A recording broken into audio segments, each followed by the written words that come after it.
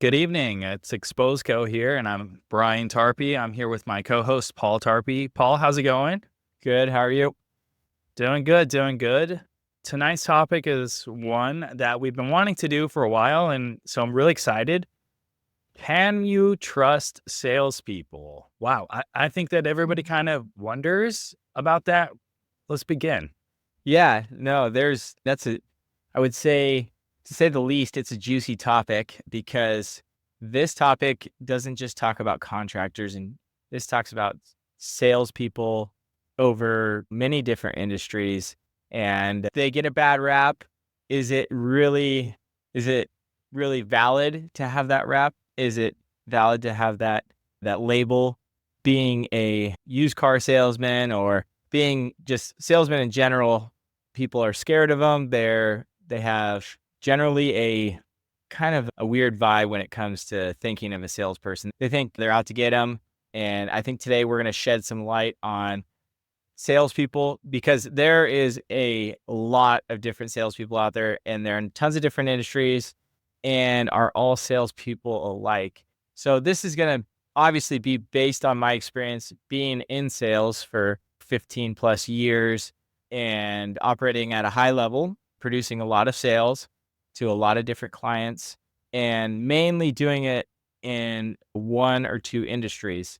So what I'd like to do is touch on obviously the home services space is where I'm most familiar with my sales and peers in that industry as well. And just finding that there's different types of salespeople across the industry. So you've got the used car salesman all the way up to your best friend that will talk to you for the next 20 years types of sales guy that will build a relationship inside the house. So what a sales guy really does, if they're good, if they want to build a lasting relationship, they come in and they start by getting to know you. If they're in your home, they're looking at pictures on the wall. They're being really observant. They're looking at whether you have golf clubs. Where are the common interests inside your house? And they're trying to get to know who you are as a person to get a connection and to break down barriers. So us as consumers, we are scared of salespeople when they're in our house. They could be intimidating. Having a salesperson show up at your door, you don't know what to think.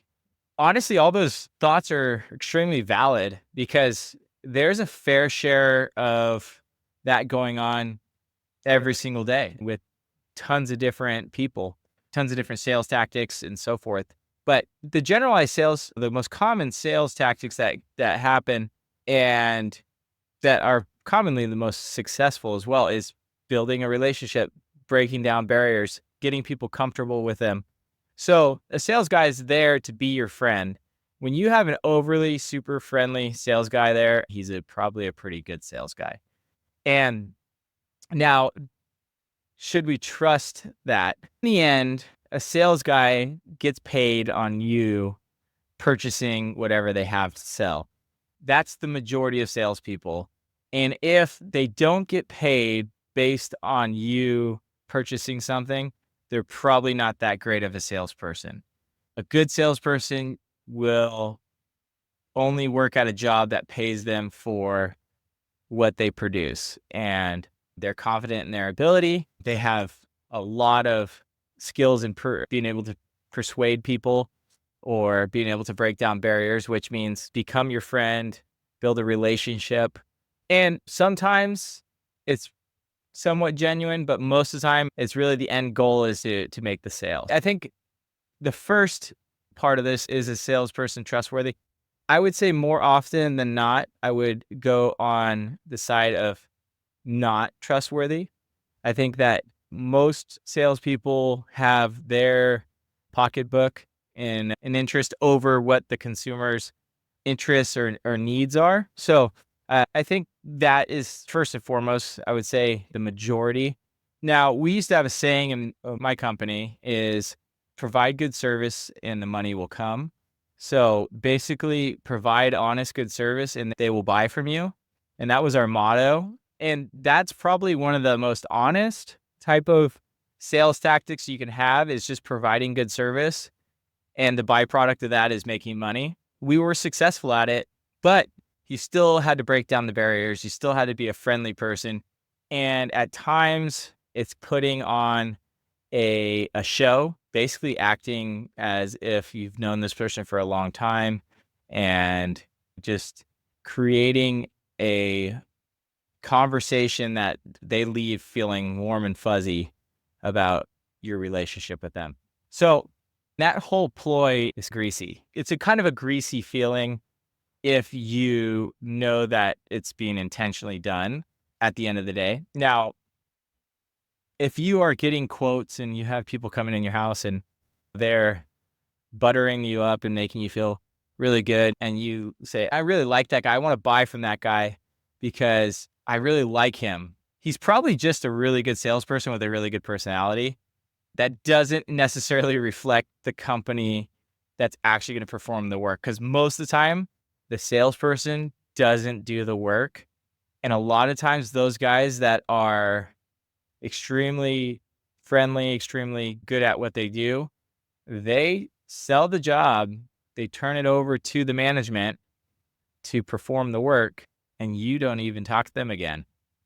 There's some occasions that some salespeople that will do a follow-up after the job's complete, and I think I have huge respect for those guys. I think that they are full of integrity because they are not just saying, see you later, I got my check signed, and I'm out. But the industry's full of both of those. There's guys that will follow up. So I think a piece of advice I could give anybody based on even that conversation is, if you do have something that you really like, make sure that they put it in writing that they're going to be there when the job is complete, and they're going to walk up and they're going to walk through the job after it's complete, and make sure that you're 100% satisfied with what their company did. Because basically, the promises that they're giving you in the home before you make the purchase, you're going to hold them account to those promises on the finished day, on the end of the project. So you can really dictate if your salesperson has integrity by instilling some terms and conditions on your project. And I highly suggest that be one of them, is making sure that sales guy doesn't just get a signature and leave and never talk to you again, that he puts it in writing that he will show up at the end of the job to do a final walkthrough before you end up paying for the job. It makes sure that the promises that he's giving you are going to be fulfilled and that he's not just blowing smoke. Because you know what? Good salespeople sometimes say things, embellish things. They make things sound better than they are. They will push a narrative, and it's not 100% true, but it's enough truth that they feel like they're not lying to you. So a lot of that stuff, it can be confusing, but salespeople can justify a lot in their head on how they push the value of their company and everything without being accountable to it. And the key is that they, in the end, have a sense of, I'm going to see this person again. I'm going to be talking to this person. And if we don't do a great job, I'm going to be embarrassed about how much I sold our company's value to these people, and it turned out like crap. I'm going to be the one that's going to have to hear about it. It really will help to make sure your job is a quality job at the end of the day, that they get it done right, because that salesperson will be shouting from the rooftops in their organization saying, do a good job. I have to meet with so-and-so at the end to collect a check, and I don't want to be getting an earful of complaints about you guys. Do a good job, please. So sales guys are known to be prima donnas. So they're known to always be the loudest in the crowd, and the most animated. So companies are used to those guys, raising a ruckus in their organization. But that's the personality that you get out of them. In closing with that, I would say most salespeople have good intentions, but the money aspects can get in the way of that. And people can be compromised pretty quickly. They can embellish things. And they can also be they can be optimistic. They can be thinking, oh yeah, this job's going to be so easy. It's going to go so great. But and the fact is their operations behind them may not be as great as they think. Yeah, there's ways to keep that accountable, but I would say overall, people have good intentions, but money can sway that a little bit. Yeah, let's talk a little bit more about that too, because I think what you're noting is salespeople are people who want to seem like they are in your corner without any biases, without any reservations. They're there for you. They're the liaison between you and getting the product or the service you need. That's what they want to personify. And if they can communicate that to you, they will. But the reality is you have to have two eyes wide open and know that they're there putting on a face and a front. They fully represent the company that they come and are hired by, employed by, paid by in order to get you to purchase something from them, ideally something that costs of the highest value so that they make the most money. Most sales people, you've said before, are paid on commission. So there is that, and that adds to the murkiness of it. I'd like to look at something really quick. It's just by way of a story. Someone responded to one of our articles on our website. We have a continuing education page. We're trying to keep people informed about what we do and who we are. And anyway, we have an article called Exposing the Tactics, Common Sales Strategies Contractors Use and How to Avoid Them. And we had a person read that article and then ask us the question, are salespeople bad?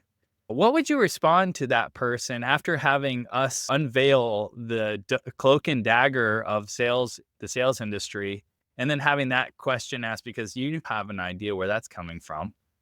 Absolutely. It's are salespeople bad? That can be a loaded question. I don't think people are inherently bad intention wise when they walk through that front door. But I think salespeople in general, competitive in nature or just in the fact that they want to take a paycheck home, often will resort to making sure that the customer feels warm and fuzzy at the end of the day, no matter what that takes to close that deal. But I've met quite a bit of salespeople that at least, hey, they could have been selling me too in that conversation about how their ethics and morals are in the utmost. But at the end of the day, salespeople can often look out for their best interest before the client's best interest. I think it's a rarity to find salespeople, and not even necessarily in the fact of people being dishonest, just the fact of salespeople not having the tools to be able to, or the understanding or the knowledge to be able to understand what the consumer actually needs and meeting those needs instead of looking for what has worked for that salesperson in the past, their pitch. People get in a rhythm of selling a certain item because they're super comfortable with that item and they can talk about that item. They can talk about the benefits of that item. They know it really well. And there's not really, for some people, there's not really a reason to purchase that item because it doesn't benefit them in the ways it would somebody else. So let me explain. If you bought an air conditioner that uses next to zero electricity, but it costs 3 times more for that air conditioner up front, and somebody and this salesperson knows a lot about that air conditioner, the person that is in a climate that isn't going to run their air but maybe 1 month a year, buying that one that uses way less electricity for 3 times the amount is never going to pay for itself. It's never going to be a benefit financially for that person. And that person probably, or if, asking the question, won't necessarily care about the benefits that come from that system. But that sales guy really likes that system. He sold it to Susie and April and Mary down the street, and they all love the systems. He was so happy with them. And also he is extremely comfortable with selling that system. That has some bias there because he's telling you that you need that system, even though you don't necessarily need that system. Instead of using logic or actually facts, he's using what his experience has been. So that's also a really common thing in the home services industry is you'll get people that will come at you and give you a price. And a lot of times they'll give you one price. They'll say, hey, here's the air conditioning for your house. And basically it's really doing a disservice to homeowners and consumers is you're not giving them a choice to really look at all the options and be able to figure out what's best for them and their needs. And that's a disservice. So I don't know if I'm going on a tangent there, but I think that salespeople do think about their pocketbooks primarily, whether they're good intentioned. And I think that they're honest most of the time, but in the end, they're going to say what they need to say in order to close the deal and walk out of there with a sale. And a lot of times that can be stretching the truth or making things sound better than they are. Yeah, so every salesperson's going to be a mixed bag. There's going to be good and bad. They're going to be justifying things in their head. They're going to fall into routines that make sense and have worked for them in the past and helped them to make money and put food on the table for their families. Like all those things we can't really fault people for. It's just a human nature. But this is where we come in, isn't it? This is where we find our value for our customers, our clients, because if they're not going to be able to trust a salesperson and they don't know heating and air conditioning inside and out, how can they be protected? Who will represent them or at least be able to be a second set of eyes for them? How does this work with Exposeco? Yeah. And also, you got to think too, on top of it, this industry is a extremely underserved industry. So, what that means is the industry is bigger than the workforce has been able to grow into. So, it's lacking of experience. There's a lot of salespeople that have come from other industries and just migrated into heating and air conditioning or even home services. They went from the auto industry or they went from appliance sales or they went from different industries and they just crossed over. They've commingled and maybe this is just a temporary stay. They might be going into another industry after this. Salespeople can get bored with industries as well. But so they don't have necessarily a lot of them don't have the knowledge that people that have been in the industry for 17, 18, 20 years and that have installed, have serviced, have repaired, all that experience or dealt with thousands of installations and the aftermaths of the installations, making sure people are happy and making sure that people are actually getting the experience that they hoped for out of the system that they purchased. So most of the sales guys don't necessarily have experience in all that stuff. That's what Exposeco brings, is that we have the wealth of knowledge of that broad spectrum of experience across the whole business. And now we have no ties to the contracting side of things. Now all we do is help consumers. When we're helping consumers, we have your back because there's nobody's paying us other than you.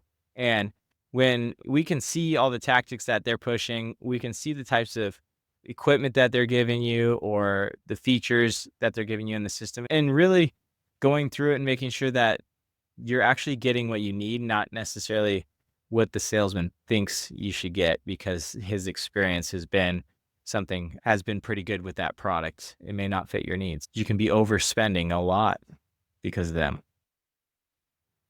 Yeah, so somebody could, if they wanted to, hire us to be that person for them. We're essentially working for the person who hired us to represent them to a contractor, to a salesman, and to make sure that they get the best value for what they need, actually what they need, not what the salesman says they need. They don't need a Ferrari. If they don't need a Ferrari, if they want an SUV, that's what they want and that's what they need. And so we don't make more money based on how much the customer would spend.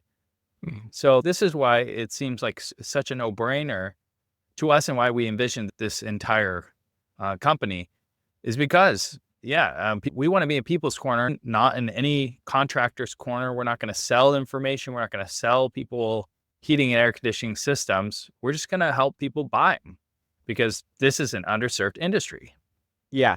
And also, look, the main goal of a salesperson is to make you make an emotional purchase. And our goal is to take emotions out of your purchase. And an emotional person that makes emotional decisions financially a lot of times is not necessarily making the most wise decisions financially. So what we do is we take the emotions out of it. We run the data. We make sure that what you're getting is actually worth what you're paying for it, and also that it fits what you actually need. And basically, we can pull the wool off of your eyes, or however you say that, and make it so you can see. The industry is a confusing industry. All the home services industries can be confusing to somebody that isn't in them, doesn't do them every day. Just like the financing industry or the loan industry, all that stuff can be pretty confusing to somebody that doesn't do that every day. Everybody has their skills. How much time do you want to spend to become an expert on air conditioning during this purchase? Or do you just want to find somebody that already knows and spend a little bit of money and make sure you get a great deal? So that's really the pitch on our end is, hey, make it a worry-free purchase. It's a big purchase. Make it worry-free. Make sure that you have somebody in your corner that has been there, done that, and dealt with these people, and to have your back. Yeah. And maybe you can wrap this up in a second with a final thought, but let me just add that the premise of this too is that our service will pay for itself, actually, and it can pay for itself clearly with the negotiation package. If people want us to negotiate on their behalf, they're gonna save money, and there's no chance that they won't save money, or it doesn't cost them anything. But on the other side, there's even more to that in the value of having us in their corner, that this service really does end up paying for itself when you're not buying things that you don't need. And there's so much value in that. People are overpaying for things and they don't even know it. Exactly. There's so many different things in air conditioning that people can project value about. They can talk about and have a key talking point that they're comfortable with. For example, somebody can talk about hospital grade filtration or really good filtration. Don't you want to breathe right? Don't you want to breathe healthy? Some of those things, there's a lot of fluff in that language, and people put price tags of thousands of dollars on that language, and we can read right through and we can know exactly what they're giving you. And then we can decipher whether you have allergies or you have a health condition that needs that, or your house is, has mold problems or anything like that. We can have that conversation with you and actually ask the questions that they're not asking. They're just packaging it in a really good type of slogan and pitching it to you and making you feel warm and fuzzy and making that emotional hit to where you go, man, I really like what they're telling me.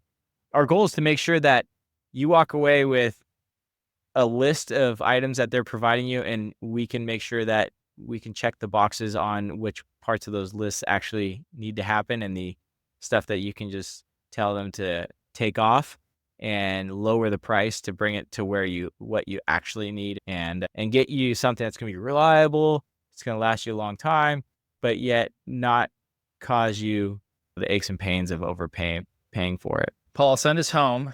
Answer our question. I know you did in long form, but real quick, can you trust salespeople? I would say no. No, we can't trust salespeople. As you said in long form, it's that they have conflicts of interest at every level. You need somebody in your corner to advocate for you, or at least you have to educate yourself to a high level in the industry in order to be able to fully represent yourself, or you can expect to be taken advantage of. Even the nicest of sales guys, you still got to watch out for. All right. The nice ones is ultimately why they're in that position, right? Because they make you feel warm and fuzzy, and make you want to trust them. It's human nature.